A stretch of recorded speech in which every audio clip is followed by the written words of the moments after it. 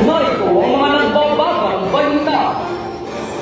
4 na Pinoy nasaktan matapos sa lindol sa Taiwan. Kundi patay pagkatapos sa pagsamantalahan. Mini Press Conference 2024 ng Region 7 umarangkada na. 8 nations nagbagi laban sa Kansong sa isang table tennis match.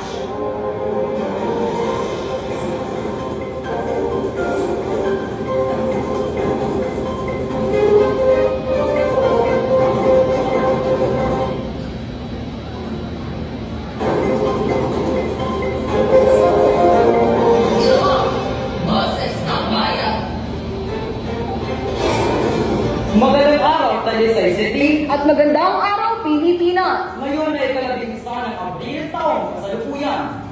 4 na Pinoy ang nasaktan matapos ang lindol sa Taiwan. Alamin ang buong detalye kay Riza Carpentero. Isang lindol na may magnitude ng 7.2 ang tumama sa Taiwan na may naitala ang 4 na Pilipino ang nasaktan. Inihayag ni Hans Leo Magna, ang office in charge ng Department of Minor Affairs, na natamunan isa sa 4 na Pinoy ang ilang penalties pagkatapos mapagsakay ng mga Philippines. At ang 31 ang nakaranas ng minor injuries resulta sa pinakamalakas na lindol na tumama sa Taiwan sa loob ng 25 taon. Mayroon din 10 tao ang namatay at 18 naman ang kasalukuyang pinamalang natapos ng lindol. Ayon sa ulat ng Press River, mahigit 400 tao ang bukas mula sa Longitude sa Sarapur National Park. At nakakuha sila ng tulong gamit ng helicopter dahil mahirapang naman ang tutulakan. Nagpulat para sa Boses ng Bayan, Riza Carpentero. Kuting patay pagkatapos sa pagsamantalahan. Alamin ang buong balita kay Ruben Pudis. Unang naging sa barangay Talimti ng Taco City na binibaw sa huli. Pagkatapos ito, pinagsukat ng bus ng isang senior citizen na si Ismael Gulo. Inayag din ito siya nagawa ng saktan ang pangit na siya daw ay nagpremisyon. Kita-kita sa video na silang magbahay ni Guloy nagpakulit-ulit na pagpupok ang pangit. Inawat si Guloy ng kanyang mga kapitbahay kung hindi sila nakulat. Depensa niya na wala nang siya kung masamang ginawa at lalo siyang parang ng reklamang isa sa pagkakapit sa kanya. Nagbabalita, Abangan! Mini Press Conference 2024 ng Region 7, warakada na. At 8 nations nagbagi laban sa Kansong sa isang table tennis match. Tutukan ng mga yan sa pagbabalik ng Boses ng Bayan.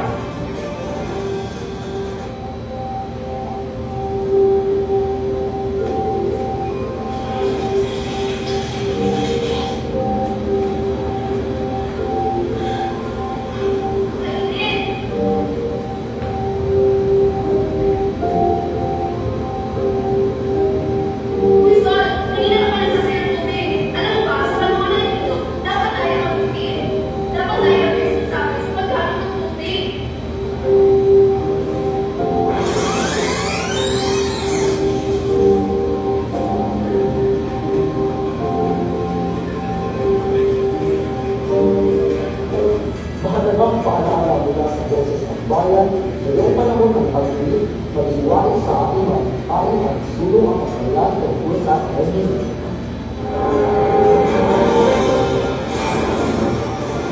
Mini Press Conference 2024 ng Region 7, umarakada na. Live mula sa St. Scholastica's Academy, Riza Carpenteros. Riza, ano na balita dyan? Yes, Kevin, at hindi na kumanon ang St. Scholastica's Academy kung saan natatapos na ang naging press conference para sa radio broadcasting, TV broadcasting, sports writing, collaborative test at publishing at online publishing. Nandito ngayon ang iba't ibang kalahok sa elementarya hanggang sekundarya mula sa dalawang division sa Region 7. Pinakilala naman ang Assistant Superintendent ng Talisay City na si Dr. Christine Panglimon at ang Regional Director ng Departamento ng Edukasyon na si Celestiano Jimenez bilang nag-resalta. Balik sa iyo, Kevin. Maraming salamat, Riza.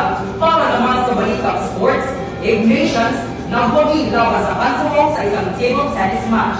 Tutukan yan kay Bea Relana.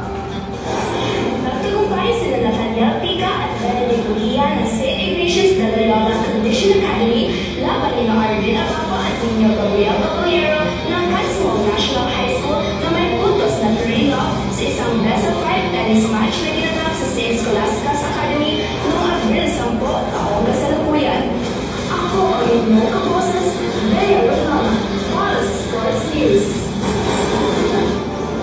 At yan ang mga balitang nakalap sa oras na ito. Ngayong buwan ng Abril, laging tandaan na maging handa para sa matinding init ng panahon. Uminom ng maraming tubig at gawin ang mga dapat gawin